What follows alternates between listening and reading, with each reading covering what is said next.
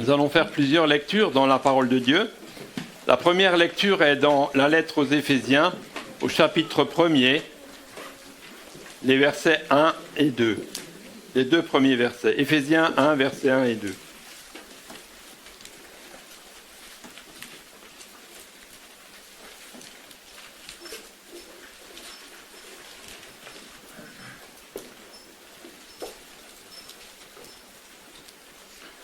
Paul, apôtre de Jésus-Christ, par la volonté de Dieu, aux saints qui sont à Éphèse et aux fidèles en Jésus-Christ. Que la grâce et la paix vous soient données de la part de Dieu notre Père et du Seigneur Jésus-Christ. La deuxième lecture est dans la première lettre aux Corinthiens, au chapitre 1er. Ce sont les trois premiers versets. 1 Corinthiens 1, versets 1 à 3.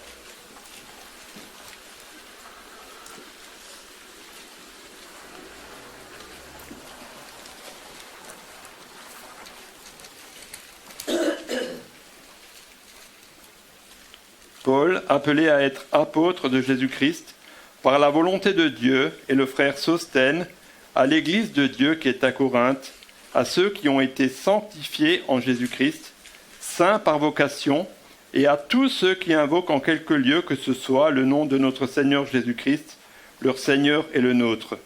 Que la grâce et la paix vous soient données de la part de Dieu notre Père et du Seigneur Jésus-Christ. La troisième lecture est dans la première lettre aux Thessaloniciens, au chapitre 4, du verset 1er au verset 8. 1 Thessaloniciens 4, versets 1 à 8.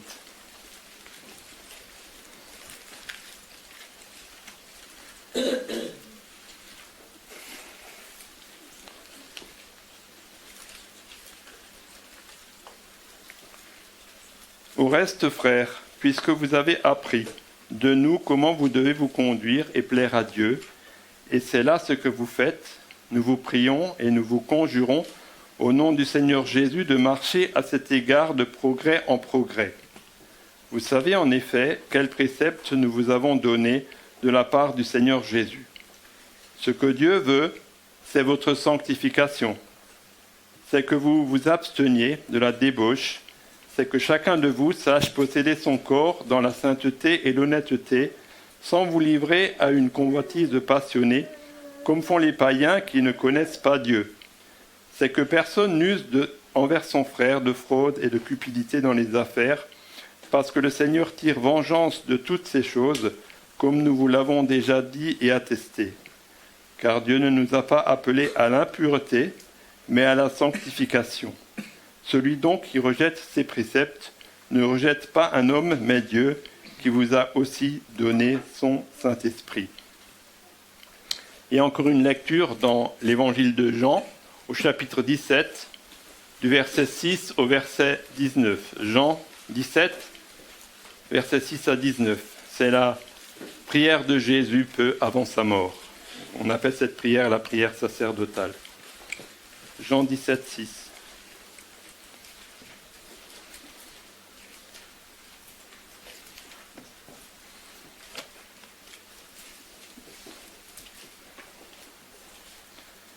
J'ai fait connaître ton nom aux hommes que tu m'as donnés du milieu du monde. Ils étaient à toi et tu me les as donnés, et ils ont gardé ta parole. Maintenant ils ont connu que tout ce que tu m'as donné vient de toi.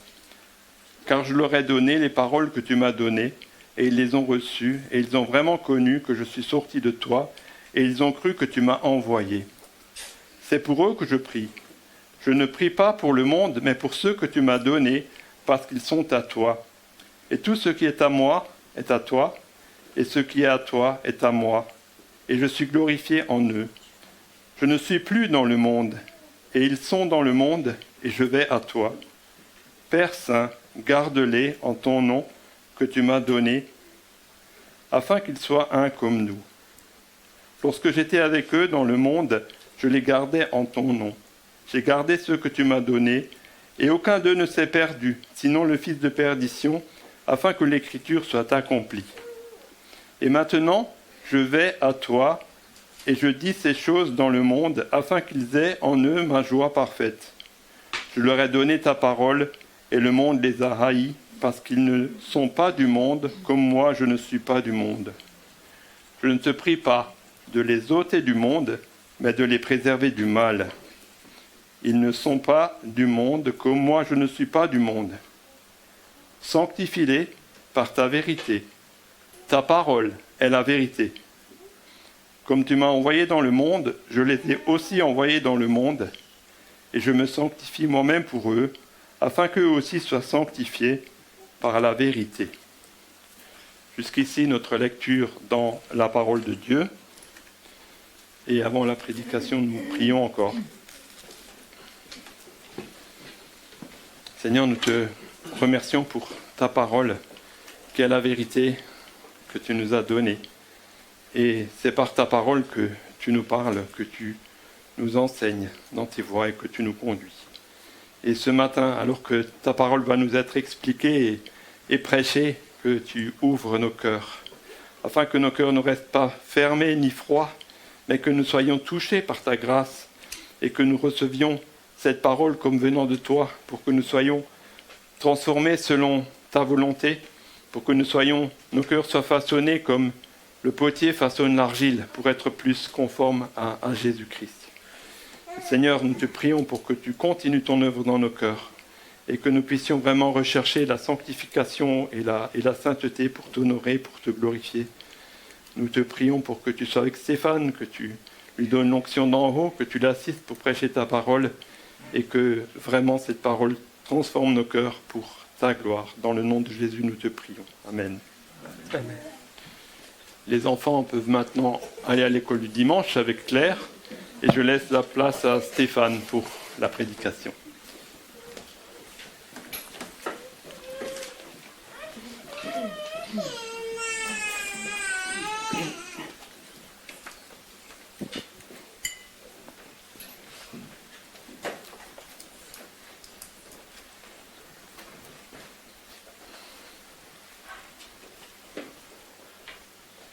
C'est une joie pour moi de pouvoir m'associer au sein de la Maison de l'Évangile pour ce culte que nous rendons à Dieu. Peut-être que le fait que je vous appelle des saints vous étonne. C'est pourtant un aspect de votre identité de chrétien. Vous êtes des saints. Qui suis-je ? Voici la question à laquelle nous cherchons à répondre dans cette série sur l'identité du chrétien que j'ai commencé il y a quelque temps. Est-ce que vous savez qui vous êtes ? Il n'y a rien de plus dramatique pour un être humain que d'ignorer qui il est, de ne pas comprendre qui il est. C'est le grand drame de notre temps, qui est largement marqué par la confusion identitaire. Et à moins de se contenter, dans une perspective évolutionniste, de l'idée que l'homme est l'animal le plus évolué, et alors aussi de se comporter comme des animaux, donnant libre cours à ses instincts primitifs, à moins de se contenter de cela, l'homme cherche désespérément à se donner une identité. Le principe est généralement celui-ci. Comment est-ce qu'on fait pour se donner une identité, pour se donner une valeur, pour trouver une valeur ? C'est ce que je ressens qui détermine ce que je suis. Et c'est ce qui détermine ce que je fais. Et puis ma valeur se trouve dans l'attention, de l'approbation que j'arrive à obtenir de la part des autres. En réaction à mon apparence, à ma performance, mes capacités, mes accomplissements, mon influence, etc. Et ce qui est dramatique, c'est que si c'est là le principe qui dirige, tout sentiment d'identité, tout sentiment ou toute idée de valeur peut s'effondrer d'un jour à l'autre, ou même d'un instant à l'autre. Quand la maladie frappe et rend incapable de faire quoi que ce soit, si votre valeur dépendait de ce que vous êtes capable de produire, et vous n'arrivez plus rien à produire plus rien du tout, où est votre valeur ? Ça peut être le cas aussi quand ceux dont l'approbation nous donnait un sentiment de valeur et d'importance se détournent de nous, nous rejettent. Quand la mode qui me donnait une identité n'est tout à coup plus à la mode. et j'en passe. Ou simplement quand ce que je ressens ressemble à une tournée en montagne russe et mon sens d'identité, mon sens de valeur change tous les jours, en fait, sans aucune stabilité. Quel drame quand l'homme ne sait pas qui il est et que sa vie se trouve réduite à une quête d'identité et de valeur sans fin et sans aucune assurance. Et quelle grâce, quelle source de paix, à l'opposé, quand Dieu nous permet de comprendre qui nous sommes réellement et invariablement, sans changement. Qui suis-je ? Comment est-ce que la Bible répond à cette question ? Qu'est-ce qu'elle dit à notre sujet ? Qui nous sommes ?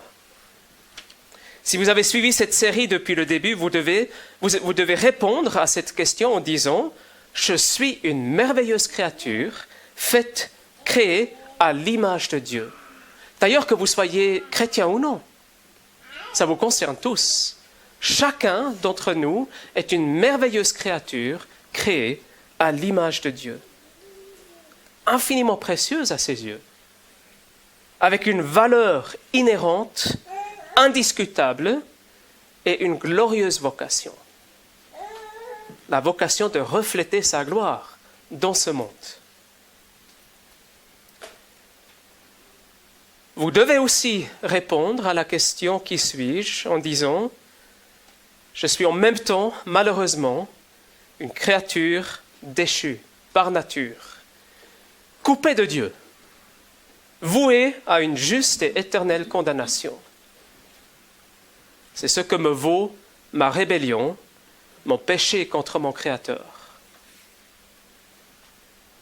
Cependant, pour vous qui avez cru en Jésus-Christ, pour le pardon de vos péchés, vous pouvez répondre à cette question « Qui suis-je » en disant « En Christ, je suis une nouvelle créature. Les choses anciennes sont passées, voici toutes choses sont devenues nouvelles. Je ne suis plus ce que j'étais. Dieu a changé mon cœur, il a ouvert mon intelligence à sa vérité, il a fait naître en moi la foi, des désirs nouveaux, des aspirations nouvelles, orientées désormais vers Dieu. Je ne suis simplement plus la même personne. Dieu a produit un changement profond, intérieur. En plus de cela, il a changé mon statut. Il a fait de moi son enfant, un enfant bien-aimé. En tant que chrétien, je ne suis plus ce que j'étais. Car Dieu ne me voit plus de la même façon. Il me voit désormais en Christ, uni à son Fils par la foi, couvert de sa justice parfaite. Je suis toujours un pécheur, oui, mais un pécheur justifié, déclaré juste, non coupable par Dieu lui-même. De sorte qu'il n'y a donc maintenant plus de condamnation pour moi, mais l'espérance de la vie éternelle. Tout cela grâce à l'œuvre accomplie par Jésus à la croix. Voilà pour ce que nous avons constaté jusqu'ici dans cette série. Mais en Christ, je suis beaucoup plus encore que cela. Est-ce qu'il vous arrive, quand vous vous posez cette question, qui suis-je? Est-ce qu'il vous arrive de répondre, je suis un saint ou une sainte? Saint Aristide, par exemple. Saint André, Sainte Irène. Est-ce que vous hésitez? Vous vous dites, jamais je n'oserais dire une telle chose. Combien ce serait prétentieux, orgueilleux, n'est-ce pas? Si vous êtes chrétien, vous ne devriez pas hésiter du tout. C'est non seulement ce que vous pouvez dire, c'est ce que vous devez dire. Je suis un saint. Tous les jours, à tout moment. Pourquoi? Parce que c'est ainsi que Dieu lui-même vous appelle. C'est là l'aspect suivant de notre nouvelle identité en Christ qui va nous intéresser ce matin. sous le titre « Un saint appelé à la sainteté ». Qui suis-je? Un saint appelé à la sainteté. Et nous allons simplement voir dans un premier temps que c'est effectivement là ce que la Bible affirme au sujet du croyant. Tout croyant authentique, tout chrétien est un saint. Tout chrétien est un saint, notre premier point. En fait, il peut y avoir différentes raisons qui font que nous n'osons pas dire « je suis un saint ». D'une part, je ne me connais moi-même que trop bien. Je vis avec moi-même tous les jours. Je connais mes luttes avec la tentation, même le péché. Je sais combien ce qu'il y a dans mon cœur peut être contraire à la pureté et à la sainteté de Dieu. Nous l'avons évoqué la dernière fois en constatant que même en tant que chrétien, je suis inévitablement pécheur encore. Le vieil homme, la chair, est toujours là. Ses désirs sont opposés à ceux de l'esprit, ce qui fait qu'il m'arrive de faire ce que je ne veux pas faire. Il y a un combat qui a lieu en moi. Je ne me connais que trop bien, malheureux que je suis, avec mes combats intérieurs. Comment oserais-je dire « je suis un saint » ? Et pourtant, le Dieu qui est plus grand que notre cœur et qui connaît tout, 1 Jean chapitre 3 verset 20, celui devant qui rien n'est caché, qui sonde nos cœurs jusqu'au dernier coin, dit exactement cela, que je suis un saint, que tous ceux qui sont en Christ sont des saints, que c'est là ma nouvelle identité, ce qui me caractérise fondamentalement. Plus que 70 fois, ou est-ce qu'on dit 70 ici, 70 fois, la Bible affirme qu'un croyant est un saint. Dieu dit à Israël, dans Exode chapitre 19, verset 6, « Vous serez pour moi une nation sainte ». Les psaumes parlent à répétition de ceux qui sont saints. Psaume 34, verset 10, « Craignez l'Éternel, vous ces saints ». Le psaume 89 parle de l'assemblée des saints. Tout le peuple de Dieu est appelé saint. Et nous savons pourtant que le peuple d'Israël était loin d'être parfait, n'est-ce pas? Les choses sont bien plus claires encore dans le Nouveau Testament et notamment dans les épîtres de Paul. Quand il écrit à l'église d'Éphèse, il écrit aux saints et fidèles en Christ Jésus qui sont à Éphèse. Est-ce que Dieu ne se tromperait pas quelque part dans son diagnostic? C'est impossible. C'est impossible qu'il se trompe. Ce qu'il dit est toujours vrai. Et si Dieu dit qu'en tant que chrétien je suis un saint et que cela me paraît impossible, c'est plutôt moi qui me trompe en fait. Et je dois avoir une fausse idée de ce que ça veut dire. Une deuxième raison qui nous rend tellement réticents à dire « je suis un saint » se trouve dans l'enseignement hérétique de l'Église catholique romaine, qui appelle saint un petit groupe restreint de croyants. Un peu comme cette élite d'athlètes qui fait du saut en hauteur et qui a réussi à passer la barre à 2 mètres. Ou encore pour ceux qui font du saut à la perche, qui ont réussi à passer la limite magique des 6 mètres. Il n'y a que cela. Dans l'Église catholique romaine, il y a en effet toute une procédure par laquelle il faut passer pour que quelqu'un puisse être déclaré saint ou être canonisé, comme l'Église catholique aime l'appeler. D'abord, il faut être mort depuis plus que 5 ans. Rien que ce critère-là exclut la plupart d'entre nous, il me semble. C'est mal parti pour que je puisse dire « je suis un saint ». Puis, il faut être déclaré vénérable, ce qui se fait au bout d'un examen approfondi par un comité qui cherche à vérifier que la personne a vécu une vie exemplaire et qu'elle a manifesté des vertus particulièrement héroïques. Troisièmement, il faut être déclaré béni, ce qui peut se faire à condition qu'il a été prouvé qu'un miracle a été accompli à travers l'intercession de cette personne. Et enfin, un deuxième miracle doit être attesté. Ce n'est qu'alors que le pape déclarera éventuellement quelqu'un saint. Et les gens peuvent alors prier cette personne pour être secourue dans leur vie, guérie, etc. Si c'est là ce que vous entendez par être saint, il est clair qu'il sera ultra prétentieux de dire de vous-même « je suis un saint ». Et pourtant, c'est exactement ce que la Bible affirme à votre sujet si vous êtes en Christ. Reprenons l'exemple de l'épître de Paul aux Éphésiens, écrite aux saints et fidèles en Christ Jésus qui sont à Éphèse. Qu'est-ce qu'on sait au sujet de ces gens? Qu'est-ce qui les caractérise? Tout d'abord, Paul n'écrit pas à des gens qui sont morts depuis au moins 5 ans. On n'écrit pas une lettre à des morts, n'est-ce pas? Ces lecteurs sont vivants. Il n'y aurait pas de sens à les exhorter à marcher d'une manière digne de leur vocation s'ils étaient morts depuis 5 ans. Deuxièmement, ils sont fidèles. Ce sont des gens qui croient. Ce sont ceux qui croient. Ils se distinguent par un attachement ferme à Dieu et ils marchent à la suite du Seigneur. Et troisièmement, ils sont fidèles en Christ Jésus. Ils sont trouvés en lui par la foi, unis à lui.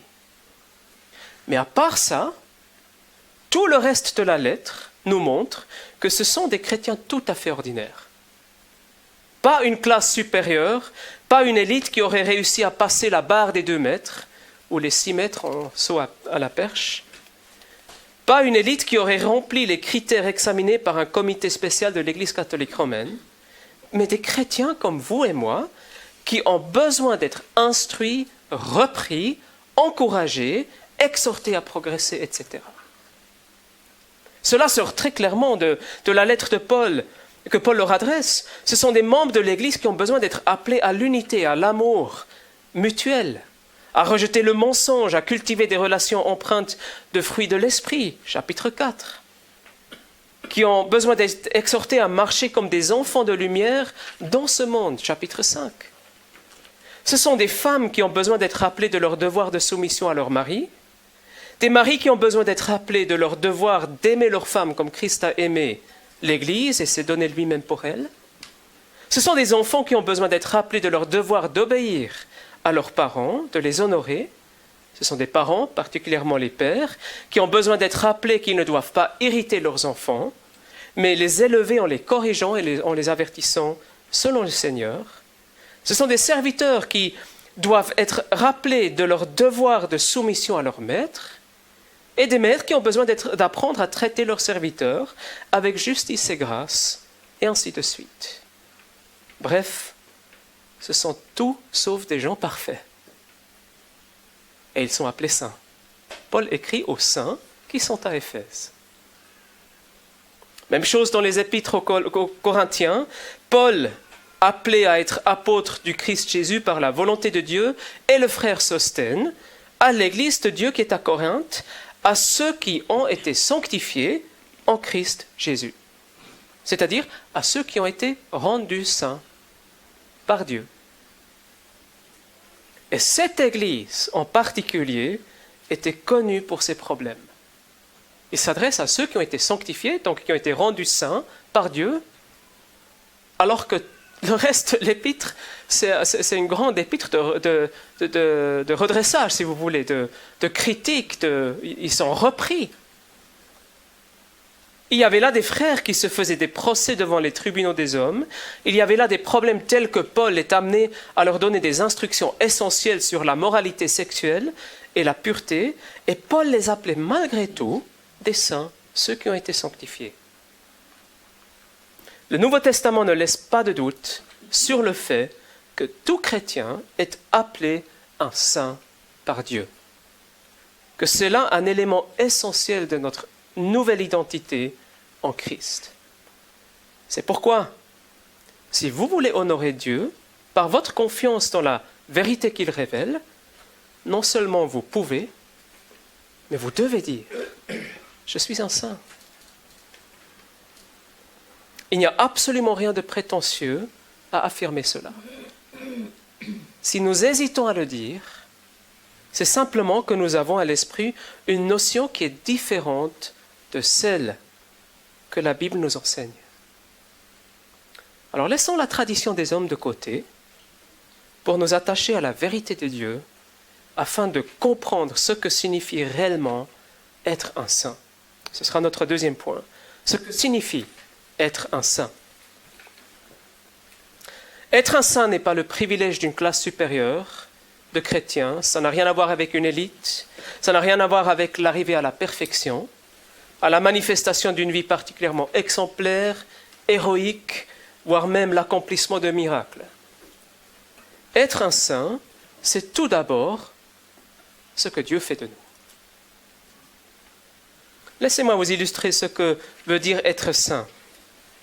Les enfants ou jeunes, est-ce qu'il vous arrive de donner un coup de main à vos parents dans le ménage? De nettoyer la salle de bain, par exemple? Je l'espère. Sinon, il y a quelque chose à discuter à la maison en rentrant. Si c'est le cas, il vous arrive certainement il vous est arrivé que maman ou papa vous disent « N'utilise pas le même chiffon pour les toilettes et pour le lavabo. » En tout cas, pas dans cet ordre-là. Et vous vous êtes peut-être dit « Mais je n'y comprends rien, parce que c'est exactement le même type de chiffon, ou la même éponge. Il n'y a aucune différence entre les deux, celle pour les toilettes et celle pour le lavabo. La différence, c'est qu'il y a des chiffons ou éponges sanctifiées et d'autres qui ne le sont pas. Il y a des éponges ou des chiffons qui sont saints. Ça veut dire qu'ils ont été mis à part, destinés ou consacrés à un usage particulier. Consacrés ou destinés à être utilisés pour les surfaces nobles. Vitres, lavabo, tables, etc. Et surtout, il ne faut pas utiliser les chiffons ou éponges à usage noble pour les toilettes. Ça ne se fait pas. Ils ont été mis à part, consacrés à une utilisation particulière. C'est là ce que signifie le mot saint. Être mis à part, consacré, destiné à un usage particulier, séparé pour Dieu. Quand Dieu est appelé le saint, cela signifie qu'il est celui qui est tout autre. Il est à part, séparé du monde et du péché. Quand le sabbat est appelé un jour saint et qu'il faut le sanctifier, cela signifie que c'est un jour qui est mis à part. Et par conséquent, il doit être traité à part, de manière différente comparé aux autres jours de la semaine. Il n'est pas fait pour le travail, mais pour le repos. La tribu de Lévite était sanctifiée par Dieu au milieu de son peuple. Il n'était pas plus pur que les autres tribus. Ce n'était pas une élite. Rien ne les distinguait des autres à la base, comme rien ne distingue à la base le chiffon pour le lavabo de celui pour les toilettes. C'étaient des pécheurs comme les autres, et d'ailleurs les sacrificateurs parmi les Lévites devaient offrir des sacrifices pour leurs propres péchés, avant de pouvoir en offrir pour le peuple, n'est-ce pas? C'était simplement une tribu mise à part par Dieu pour un service spécial, pour qu'elle soit consacrée particulièrement aux tâches liées au culte du tabernacle. D'Aaron, premier souverain sacrificateur, il est dit, Aaron fut, écoutez bien, mis à part pour être sanctifié, consacré, comme très saint, lui et ses fils à perpétuité, pour brûler les parfums devant l'Éternel, pour faire son service et pour prononcer les bénédictions en son nom à perpétuité. 1 Chronique 23, verset 13. On a ici exactement l'idée fondamentale de la sainteté, être mis à part pour une consécration, une tâche, une vocation particulière. Et ce que la parole nous enseigne, c'est que c'est là ce que Dieu fait, c'est son œuvre. C'est comme avec la justification d'ailleurs. De la même façon que Dieu justifie l'impie, il sanctifie des pécheurs, ceux qui croient. C'est lui qui les met à part. qui en fait des saints. C'est pourquoi Paul écrit aux Corinthiens en disant, il écrit à ceux qui ont été sanctifiés en Christ Jésus. Ce n'est pas eux-mêmes qui ont fait ça, ils ont été sanctifiés, c'est passif. Être saint, mis à part, consacré, destiné à une vocation particulière, c'est donc premièrement ce que Dieu fait de nous au moment de notre conversion, quand nous plaçons notre foi en Jésus-Christ. Non pas au bout d'une vie remplie d'efforts continuels, pour arriver éventuellement à la hauteur des exigences de Dieu et pour être, avec un peu de chance, déclaré saint. Ce n'est pas ça. Ce n'est pas un titre post-mortem obtenu par une petite élite, ou plutôt 5 ans après leur mort. C'est ce que Dieu a fait de moi au moment où j'ai cru, au moment où il m'a rendu à la vie avec Christ. Et puisque c'est lui qui fait de moi un saint, qui me met à part, puisque c'est lui qui fait de vous des saints, qui vous a mis à part, il n'y a aucun orgueil, aucune prétention à dire « je suis un saint ». Il s'agit plutôt de reconnaître et d'affirmer humblement et joyeusement la nouvelle identité que Dieu me donne. Et je ne peux que dire, moi, vraiment, moi, pécheur, tu as fait de moi un saint. Tu m'as mis à part pour que je vive pour toi et que je te serve. Toi, le Dieu des cieux et de la terre, le roi des rois, le meilleur des maîtres, infiniment bon, aimant, compatissant. Ô Seigneur, je te remercie de ce que je ne suis plus, ce que j'étais, un ennemi, un pécheur voué à la condamnation, mais que je suis désormais un saint, mis à part pour célébrer ta gloire. Je te remercie de ce que tu m'as délivré d'une quête d'identité désespérée et sans fin, en me donnant une identité qui ne dépend pas de ce que je ressens, ni même de ce que je fais, mais de ce que toi tu as fait de moi. Merci d'avoir fait de moi une nouvelle créature en Christ. Merci d'avoir fait de moi un pécheur justifié et sanctifié. Maintenant, ce n'est pas tout.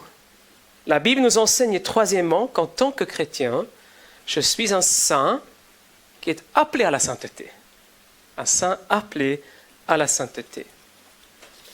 Quand le Nouveau Testament parle de la sanctification, il parle le plus souvent de ce que nous venons de voir en fait. C'est-à-dire d'un acte définitif accompli par Dieu, qui fait de nous des saints, qui nous met à part en Christ. C'est ainsi que nous commençons la vie chrétienne, comme ceux qui ont été mis à part. C'est ce qui a aussi été appelé la sanctification passive, parce que c'est l'œuvre de Dieu justement. Mais cette œuvre divine et décisive s'accompagne aussi d'une vocation, la vocation de vivre à part, de devenir saint comme lui est saint, de ressembler toujours plus à Jésus-Christ. C'est ce qu'on peut appeler la sanctification active, qui implique une responsabilité de notre part. Il y a en effet dans l'idée de la sanctification un état de fait d'une part et une vocation d'autre part. Un processus qui dure toute la vie. Un des passages les plus clairs qui reflète cette double réalité, c'est le début de la première épître aux Corinthiens, justement, où Paul écrit à ceux qui ont été sanctifiés en Christ Jésus, sanctification passive, et qui sont appelés à être saints, sanctification active. Les deux sont là dans la même phrase.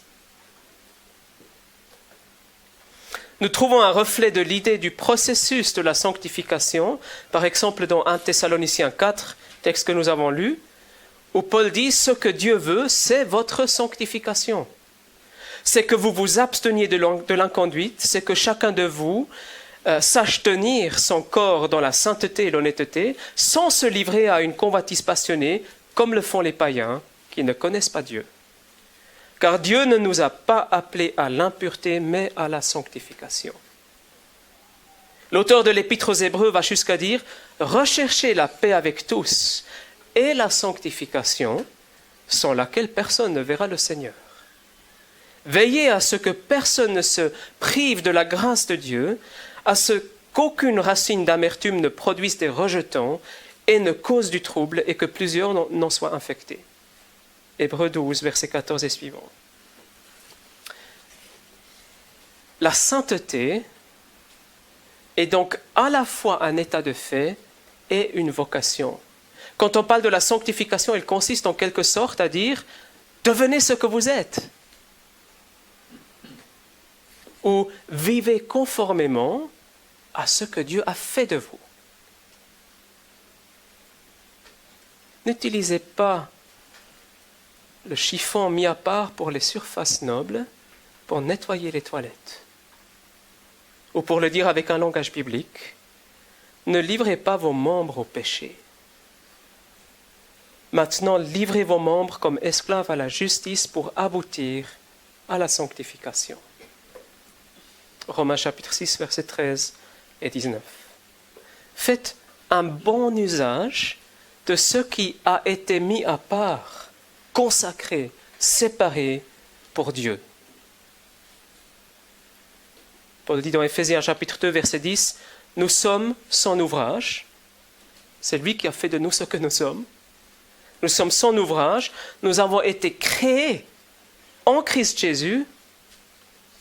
C'est lui qui fait de nous de nouvelles créatures. Ce n'est pas nous qui avons fait cela. Nous avons été créés en Christ Jésus pour les œuvres bonnes que Dieu a préparées d'avance afin que nous les pratiquions. On a encore ici la même idée. Ce que Dieu a fait de nous pour que nous vivions en conséquence. Peut-être que vous vous dites, mais comment y arriver? Comment progresser dans la sainteté? Peut-être que vous n'êtes pas chrétien en ce jour et vous dites, mais jamais je n'arriverai à vivre une vie chrétienne, à vivre d'une manière digne de Dieu, dans la sainteté. Si vous avez compris ce qu'est la sainteté de Dieu, sa justice, ce constat-là est parfaitement juste. Bien sûr que vous ne pouvez pas y arriver. Il vous faut être trouvé en Christ d'abord. Par la foi, il faut être mis à part d'abord par Dieu, sanctifié par Dieu. C'est exactement ce que Dieu promet de faire si vous venez à lui avec repentance et foi. Et alors il fera de vous une nouvelle créature, habitée de son esprit, avec de nouveaux désirs, orientés vers Dieu. C'est lui qui crée en nous le vouloir et le faire. Philippiens chapitre 2, verset 13. Dieu ne laisse pas ses saints livrés à eux-mêmes dans leur vocation de sanctification. Il ne nous dit pas simplement « soyez sanctifiés » ou « progressez dans la sainteté, maintenant débrouillez-vous ». Avec la vocation, il donne aussi les moyens pour y arriver, pour vivre la sanctification. Est-ce que vous avez vu ce que Jésus demande au Père dans la prière sacerdotale, dans Jean 17 ? Ce qu'il demande au Père en faveur de ses disciples et de tous ceux qui allaient croire à leur suite, c'est-à-dire nous. Il a prié pour nous à ce moment-là. Il demande au Père, sanctifie-les par la vérité. Ta parole est la vérité. Un peu plus loin, je me sanctifie moi-même pour eux, c'est-à-dire je me consacre entièrement pour eux, afin qu'eux aussi soient sanctifiés dans la vérité. Comment est-ce que Jésus demande au Père de sanctifier les siens, ses disciples ? Par la vérité, par la parole, qui est la vérité. C'est par elle, par sa parole, qu'il nous apprend à connaître la volonté de Dieu, ce que ça veut dire de vivre à part, consacré à Dieu. C'est par elle qu'il fait appel à notre cœur et qu'il travaille notre conscience, qu'il nous montre sa bonté, sa patience, pour nous pousser à la repentance et nous faire aspirer à l'obéissance de la foi et à lui exprimer notre amour par l'obéissance à ses commandements. C'est par elle, par la parole, qu'il nous amène à trouver notre bonheur, à accomplir les œuvres qu'il a préparées d'avance pour nous. Heureux de nous trouver dans sa main comme un chiffon sanctifié, mis à part pour un usage noble. Ou pour utiliser encore une image que la Bible utilise, heureux d'être dans sa main des vases destinés à l'honneur. Des vases de miséricorde à qui il a voulu faire connaître la richesse de sa bonté et de sa gloire. C'est Dieu qui nous sanctifie en Jésus-Christ. Et pour vous qui êtes en lui, vous pouvez dire, je ne suis plus ce que j'étais. Ennemi de Dieu, sans Christ, sans espérance dans ce monde, voué à la destruction, je ne suis plus cela. En Christ, je suis un saint. J'ai été mis à part par Dieu et appelé à vivre dans la sainteté. Et pour cela, je ne suis pas livré à moi-même. C'est une œuvre que Dieu lui-même a promis d'accomplir en moi, par sa parole et par son esprit, qu'il fait habiter dans ses enfants. Voici la magnifique promesse qui nous est donnée dans 1 Thessaloniciens 5, verset 24. Celui qui vous a appelé est fidèle, et c'est lui qui le fera. Et j'aimerais vous donner, pour terminer, une simple exhortation. Pour vous qui êtes chrétiens, je vous encourage à vous lever le matin, simplement en disant ceci, ou quelque chose du genre. Seigneur, je te rends grâce de ce que je ne suis plus ce que j'étais. Merci d'avoir fait de moi une nouvelle créature, un pécheur justifié, un saint. Merci de m'avoir mis à part pour célébrer ta gloire et aide-moi à vivre conformément à ce que tu as fait de moi. Amen.